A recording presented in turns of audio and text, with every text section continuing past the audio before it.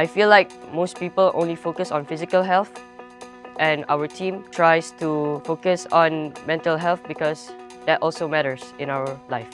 I'm able to help my friends, even if it's small, even if it's just them having a little bit of comfort in their lives. Knowing that Helpy is there to just give them a little security is what makes me happy.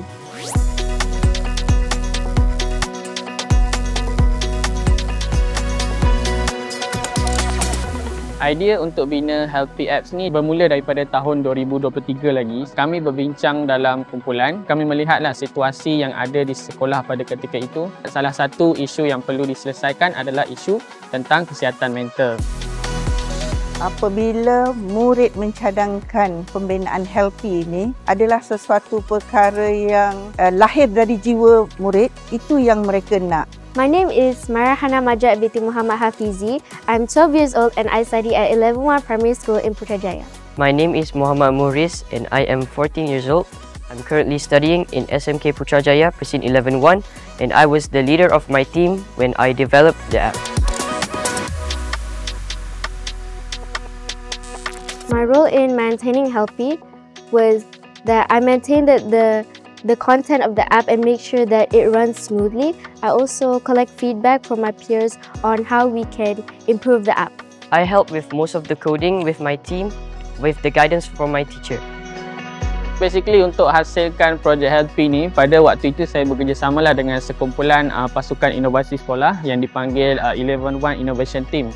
So dalam kumpulan inovasi ini kami duduk bersamalah untuk mereka cipta aplikasi Helpy ini.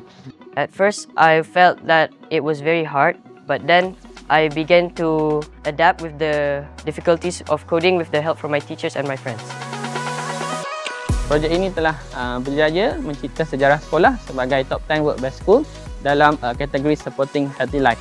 So ini saya lihat sebagai suatu usaha berterusan dan di atas komitmen murid-murid untuk mereka projek ini, saya sangat berbanggalah dengan mereka.